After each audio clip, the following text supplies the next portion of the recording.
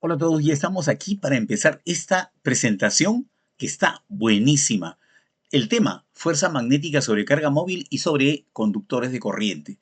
El problema de este tema no es solamente la matemática que está involucrada, sino también especialmente los gráficos, la perspectiva. Por eso es que presentar la regla de la mano izquierda, presentar la regla de la mano derecha, vienen a ser problemas que el profesor enfrenta por lo gráfico que hay que hacer. Pero no se preocupen, yo soy samarquino y en San Marcos hemos llevado 4 dibujos: lineal, descriptiva, mecánico y dibujo industrial. Y entonces tenemos toda la tecnología como para poder hacerles una adecuada presentación. Chicos, no se olviden de suscribirse a mi canal de YouTube y seguirme en TikTok. Ahí estamos subiendo la resolución de los problemas de la manera más sencilla y en pocos segundos.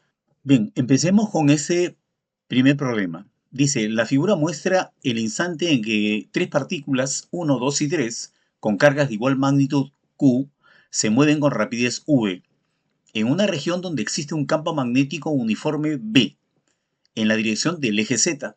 Indique la verdad o falsedad de las siguientes proposiciones. Primera proposición, la magnitud de la fuerza magnética sobre cada partícula es QVB. Veamos por qué la primera proposición es falsa.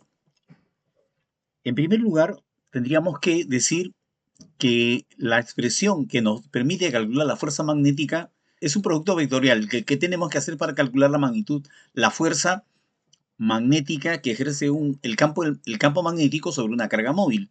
Ahora, a partir de esta igualdad, de esta ecuación, nosotros podríamos sacar el módulo de la fuerza magnética. Y este módulo sería el producto de los módulos de estos dos vectores multiplicado por el seno del ángulo que están formando. Pero da la casualidad que en este caso, para, para la carga Q3 o para la partícula 3, el ángulo que están formando es de 0 grados. Entonces nosotros tenemos que decir que si el ángulo que forman entre sí los vectores velocidad y campo magnético es 0 grados, entonces, ¿qué resulta?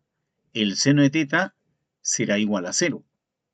¿No? Porque el teta vale 0 grados, entonces el seno es igual a 0. Y si el seno es igual a 0, entonces eso hace que toda la expresión tenga una magnitud igual a 0. Vale decir, la primera proposición no es verdadera, es falsa. ¿Por qué? Porque en todos los casos no sale la magnitud igual, ¿no? A excepción de la fuerza sobre la partícula 3, donde es igual a 0. A continuación veamos cuál es la situación de la carga 1. ¿Cuál es la fuerza magnética que está actuando sobre esa carga? ¿No? Para ello vamos a utilizar la regla de la palma izquierda, ¿no? Teniendo en cuenta de que el campo magnético está dirigido hacia arriba, extenderemos la palma de la mano izquierda de tal manera que el campo magnético ingrese por la palma, ¿no? Por lo tanto, entonces, la palma no debería estar orientada hacia arriba, sino orientada hacia abajo, para que el campo magnético pueda ingresar a través de la palma, ¿no? Y esto sería más o menos así, ¿no? A ver, primero ubicamos al dedo pulgar, luego al dedo anular, luego el dedo medio, el índice, ¿no? Y por el otro lado estaríamos ubicando al pulgar, ¿no? Este es el índice, la palma está dirigida hacia abajo. ¿Por qué hacia abajo? Porque el campo magnético tiene que ingresar a través de la palma, o sea, tiene que ingresar por abajo, ¿no? Y tocar la palma de la mano izquierda, ¿no es cierto? Entonces, según esta regla, la orientación de la fuerza magnética estaría dirigida hacia donde señala el pulgar, si fuera la carga positiva, pero como es negativa, entonces este dedo pulgar tendría que moverse hacia el lado contrario. Por lo tanto, entonces tendríamos que afirmar que la fuerza magnética en este caso está orientada hacia la parte negativa del eje Y. Esta sería justamente la dirección que le corresponde a la fuerza magnética en el caso de la partícula número 1, ¿no? O sea, de la carga 1. Esta es la carga 1, ya que está orientada justamente hacia la parte negativa del eje X, ¿no? Entonces, ese es el caso que queríamos mostrar. Entonces, la proposición es verdad. Bien, a continuación vamos a ver cuál es la fuerza que está actuando sobre la partícula 2, que es la que se está moviendo, según el gráfico, en la dirección positiva del eje Y. Para eso vamos a utilizar la regla de la palma izquierda, ¿no? Entonces vamos a orientar los dedos hacia donde se mueve la carga, ¿no? Vale decir, hacia la parte positiva del eje Y, ¿no? Y esto más o menos sería así.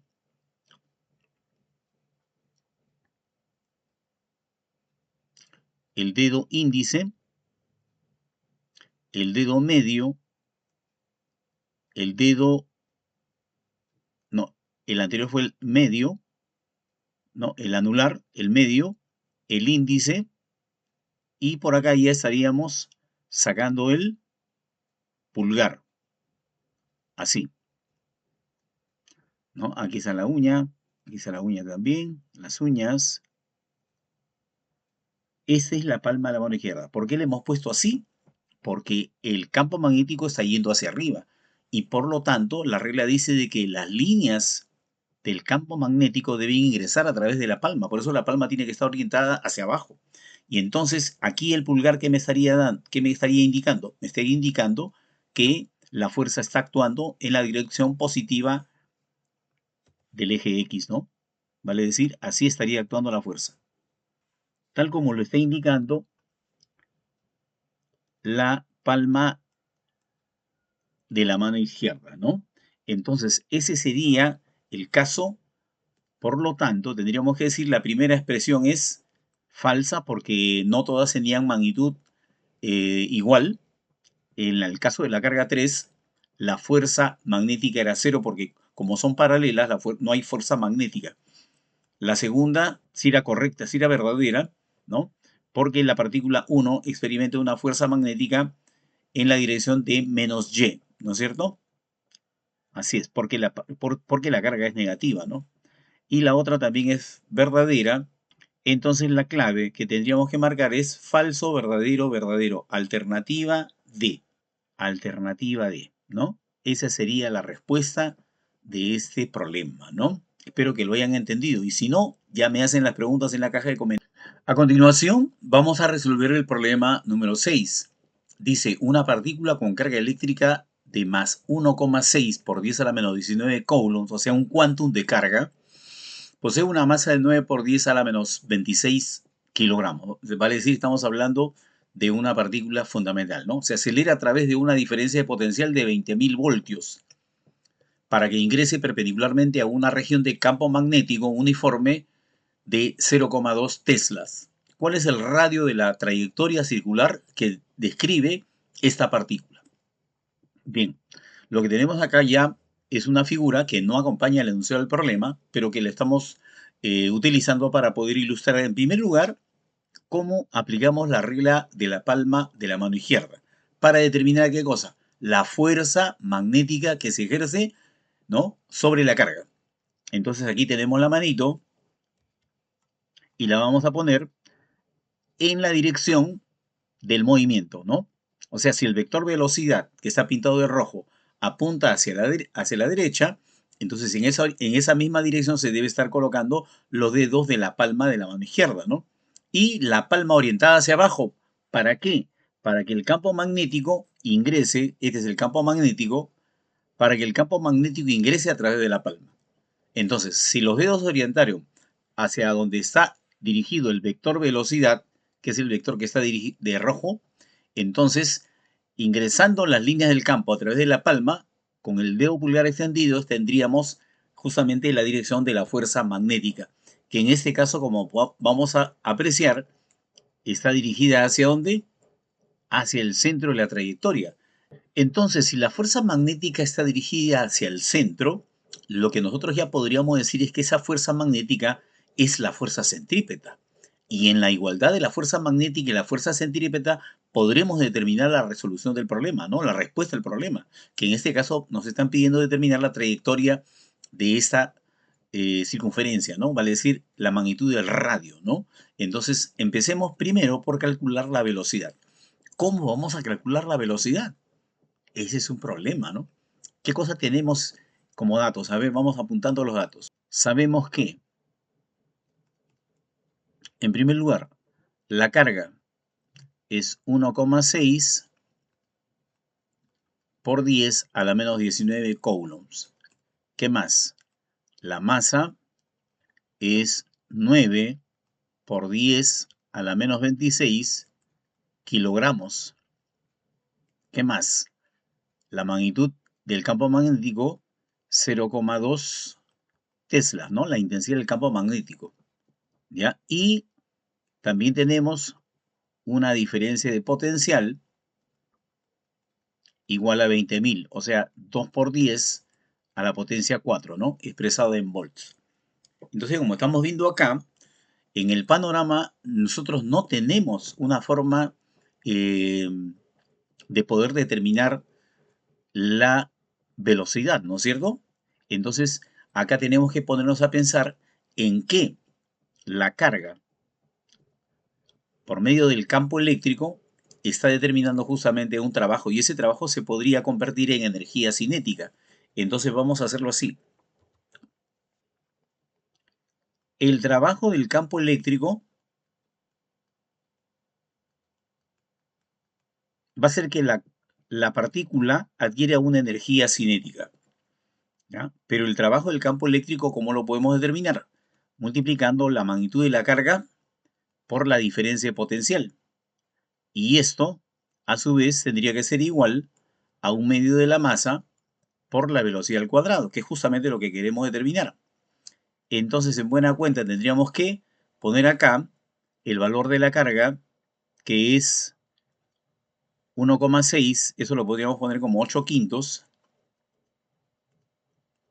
por 10 a la potencia menos 19, multiplicando a la diferencia potencial, que es de 20.000 voltios, o sea, 2 por 10 a la cuarta, y al otro lado tendríamos que igualar con la mitad de la masa, que es 9 por 10 a la menos 26, multiplicado justamente por el cuadrado de la velocidad, ¿no es cierto? A ver, sería 2 por 2, 4. 4 por 8, 32. Muy bien. Entonces tendríamos acá. Entonces el 2 pasa a multiplicar y nos quedaría 2 por 2, 4 por 8, 32. 32 sobre 5, ¿no? Aunque podríamos ponerlo directamente sobre 45, multiplicado por una potencia de 10, ¿no? Ese 9 pasa a multiplicar. Y la potencia de 10 sería 26 más 4, 30. 30 menos 19, 11. Igual a la velocidad elevada al cuadrado. Multiplicando por 2 acá y por 2 abajo, tendríamos ahí la posibilidad de sacar una raíz cuadrada, ¿no? Entonces, finalmente, creo que ya podríamos quedarnos con la respuesta, ¿no? A ver, la raíz cuadrada de 64 sería 8, la raíz cuadrada de 9 sería 3, pero acá sería solamente la raíz de 10 a la 10, porque le hemos sacado quinta y quinta, ¿no? Entonces quedaría 10 a la 5, expresado en metros sobre segundo. Ya tenemos entonces la velocidad con la cual esa partícula está ingresando al campo magnético, ¿no es cierto? Entonces vamos a continuación calcular la magnitud del radio. Entonces tendríamos, y para poder calcular la magnitud del radio, lo que tenemos que hacer es igualar la fuerza centrípeta con la fuerza magnética, ¿no? Porque acá está la fuerza magnética, por estar apuntando hacia el centro, justamente se convierte en fuerza centrípeta, ¿no? Es la fuerza centrípeta. Y la fuerza centrípeta tiene esta expresión: masa por velocidad al cuadrado sobre el radio. Y al otro lado, la fuerza magnética sería carga, velocidad y magnitud del campo, ¿no? Entonces, una velocidad en cada lado se va a cancelar y me estaría quedando que el radio sería igual masa por velocidad dividido entre el producto carga por intensidad del campo, ¿no? Y esto ya lo podemos operar.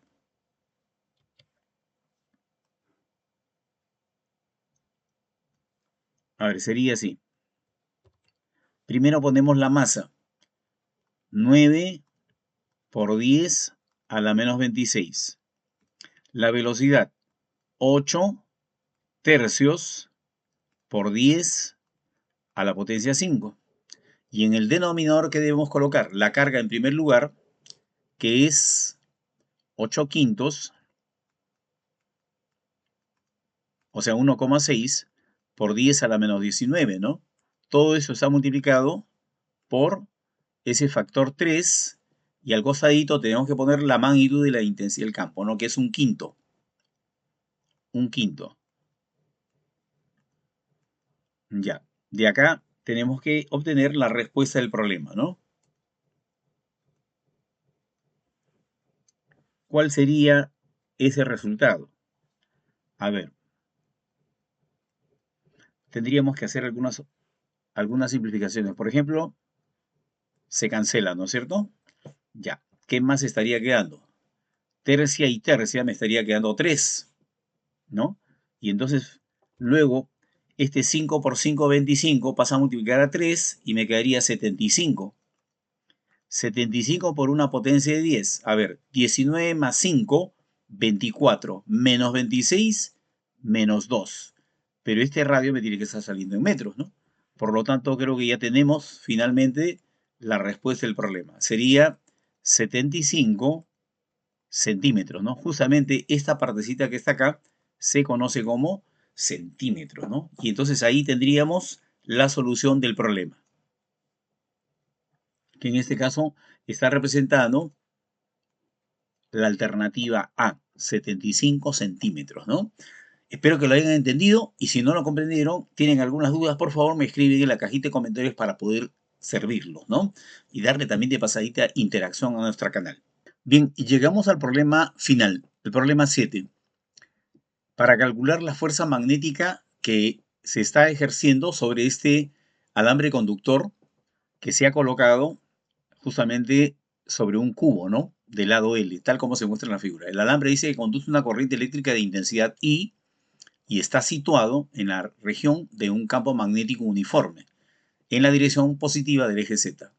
Hay que determinar la magnitud de la fuerza magnética sobre el alambre. Bien, ¿qué cosa tenemos que hacer acá? En primer lugar, tenemos que aplicar la regla de la palma de la mano izquierda. ¿Para qué? Para determinar la fuerza magnética en cada segmento, ¿no? Y entonces vamos a empezar por por ponerle letras a los vértices del cubo. A ver, tenemos acá primero A, B, C y finalmente D. Entonces hay que calcular la fuerza magnética sobre el segmento AB, luego sobre el segmento BC y por último sobre el segmento CD. Y al final aplicar los criterios de la suma de vectores para calcular la resultante. Aunque me dicen por ahí que hay una propiedad, pero acá nosotros no venimos a aplicar propiedades. Acá nosotros no venimos a recordar el razonamiento diciendo háganlo así, sin explicar de por qué.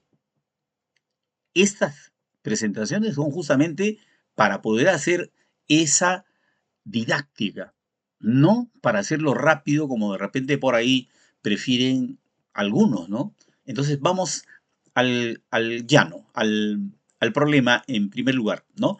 ¿Qué cosa vamos a hacer? Bien, a continuación vamos a entonces a determinar la dirección de la fuerza que está actuando sobre cada uno de los segmentos de corriente que tenemos en la figura, ¿no? Entonces, ¿qué vamos a utilizar? La regla de la palma de la mano izquierda.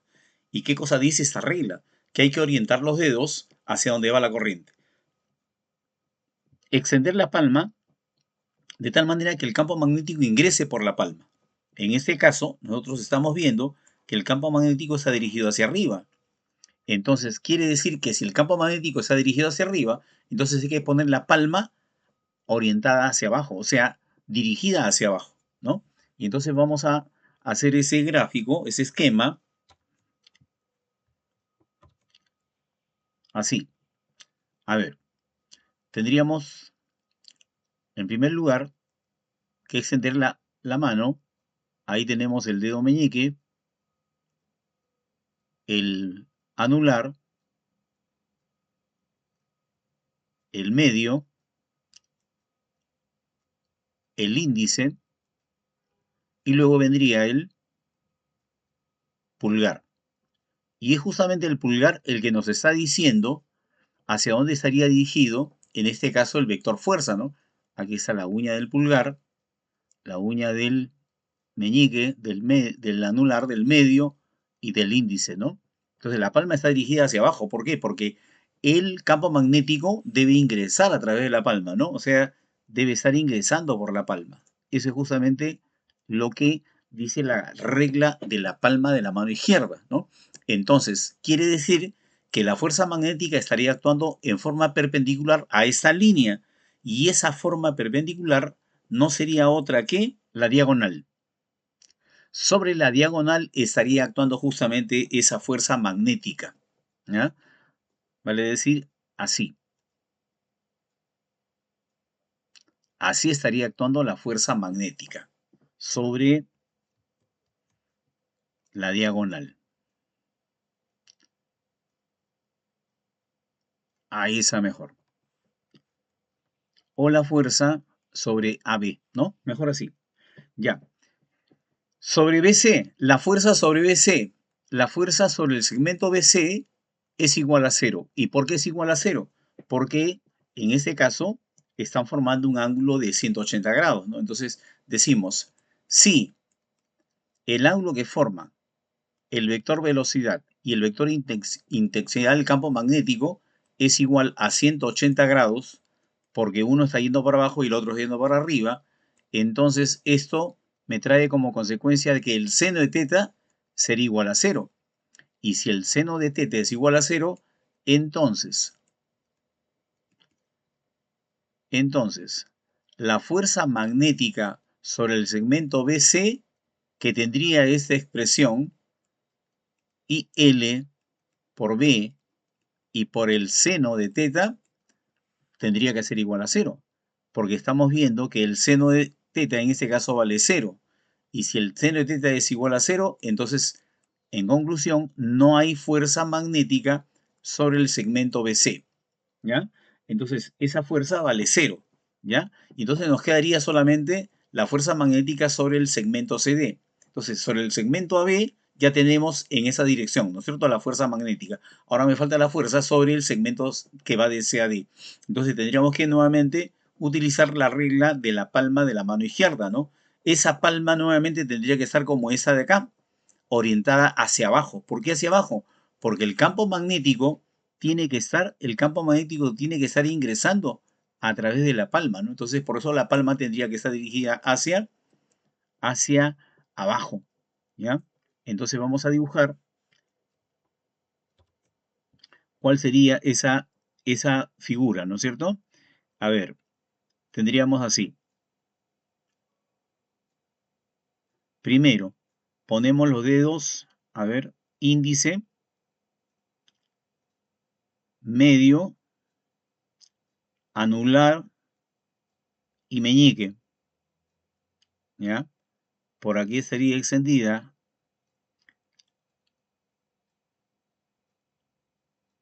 algo así, ¿no?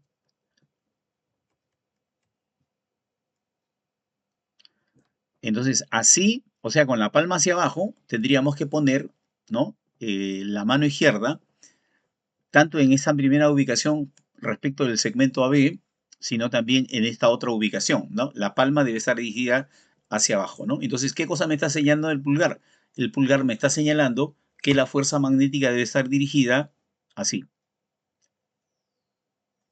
¿ya? En forma horizontal y en la dirección negativa del eje Y. Entonces, esta sería la fuerza sobre el segmento CD, la fuerza magnética sobre el segmento CD, ¿no? Que en este caso está saliendo paralelo al eje Y, pero en la dirección negativa, ¿no? Entonces, lo que nos queda a continuación es hallar la resultante de estas dos fuerzas, ¿no? Por supuesto, sabiendo primero cómo se calcula el valor de cada una de ellas, ¿no? Por ejemplo, ¿cuál sería la magnitud de la fuerza que actúa sobre el segmento AB? Sería en magnitud el producto de la magnitud del campo, la intensidad de la corriente que está circulando en los tres casos es la corriente la misma, la longitud, ¿no es cierto? La longitud del conductor, en este caso, como el lado del cubo es L, entonces la longitud del conductor sería L raíz de 2. ¿Ya? Ese sería para el segmento AB. Y para el segmento ABC, como ya dijimos, la fuerza magnética es 0, ¿no? Entonces, para el segmento CD sería la magnitud de la fuerza magnética sería la magnitud del campo por la intensidad de la corriente y la longitud que tiene el segmento CD, que en este caso viene a ser la arista del cubo, ¿no? Entonces, así quedaría la magnitud de cada una de las fuerzas. Ahora, lo único que habría que hacer es determinar la resultante, ¿no? Y para ello, lo primero que vamos a hacer es justamente indicar de que vamos a hacer que el observador se ubique en la parte superior, ¿no? Como decimos, esta es una vista de planta, vale decir, el observador va a mirar desde arriba hacia abajo, ¿no? Y entonces ya no se va a ver desde la posición del observador, este es el observador, el ojo del observador, desde la posición del observador ya no se va a ver el eje Z, solamente se va a ver el eje X y el eje Y, ¿no? Y también de pasadita, podríamos decir que es esta la cara que se va a poder visualizar, ¿no? Ya no se va a ver las otras caras, ¿no? Solamente la superior y la inferior en el caso que sea transparente, ¿no? Entonces, tendríamos así la nueva figura que hay que trabajar, ¿no? ¿Qué la tendríamos por acá? Entonces, aquí tenemos la vista de planta. Entonces, aquí sería la vista, de planta, ¿no? Y sobre esa vista de planta, que creo que no me ha salido muy bien, ¿sí? Porque tenemos acá que estirarla un poquito para que se vea el ángulo de 90 grados entre las diagonales, ¿no? ¿Ya? Algo así estaría mejor, ¿no es cierto? Ya, entonces acá tenemos el punto A, acá tenemos B, y acá tendríamos, no, acá estaría B, y debajo de B estaría C, ¿no? O sea, acá A, B, y debajo de B está C, ¿no? O sea, sobre una misma perspectiva estaría justamente tanto B como C, ¿no? B estaría arriba y C sería un punto también, pero debajo de B, ¿no? Y finalmente D, ¿no? Entonces la pregunta es, ¿cuáles son esas fuerzas que están actuando? Bueno, la primera ya la hemos mostrado, ¿no es cierto? La primera es la fuerza que está actuando perpendicularmente, utilizando la regla de la mano izquierda, ¿no? Esa fuerza sería así, ¿no? Así sería, ¿no? La fuerza magnética que está actuando sobre el segmento AB, ¿no? Que dicho sea de paso, es perpendicular, ¿no es cierto? Ya, ¿qué más? La fuerza que actúa sobre el segmento CD. La fuerza que está actuando sobre el segmento CD sería así. Así resultó, ¿no es cierto? Porque esto ya lo hicimos, ya.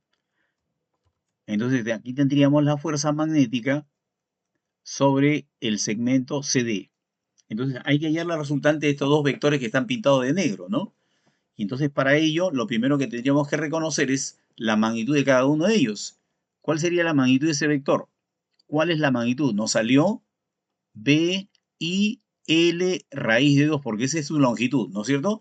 Ya que acá es L, entonces esa longitud es L raíz de 2. Ya, y el otro caso de CD, sobre el segmento CD, la magnitud de la fuerza era igual a la intensidad del campo, la intensidad de la corriente y la longitud L, ¿no? Porque aquí este conductor tiene una longitud L. Entonces, fíjense bien en los tamaños, ¿ah?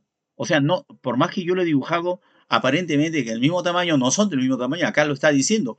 Una magnitud es raíz de 2 veces mayor que la otra. Ojo con ese detalle, ¿ya? Porque ahora, a continuación, vamos a calcular la resultante. Entonces, anotemos.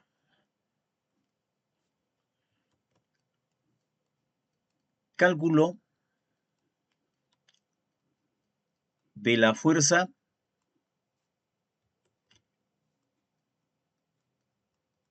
resultante, ¿ya? y lo vamos a hacer gráficamente. ¿Cómo gráficamente?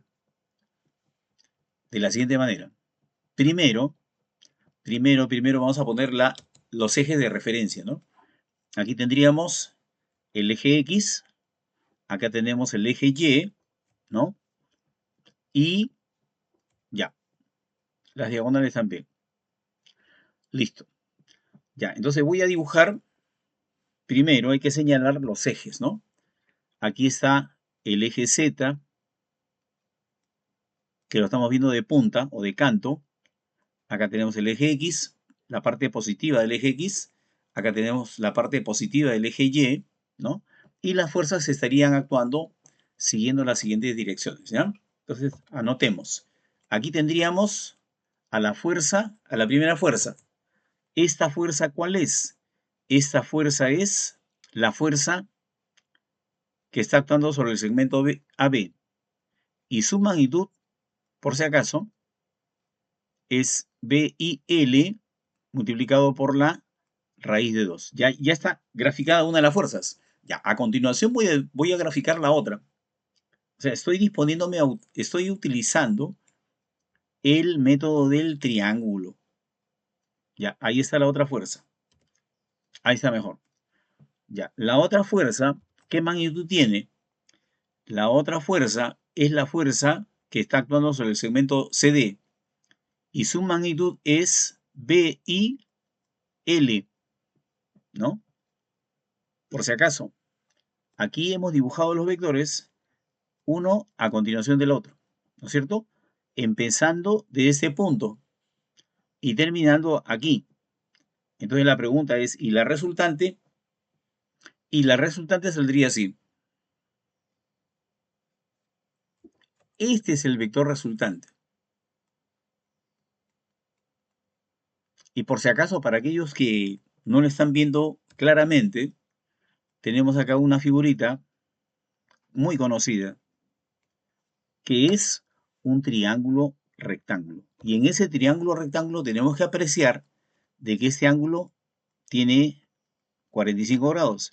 Y este otro ángulo también es de 45 grados. Y aquí es recto. Entonces, fíjense las magnitudes. La magnitud de un cateto es BIL.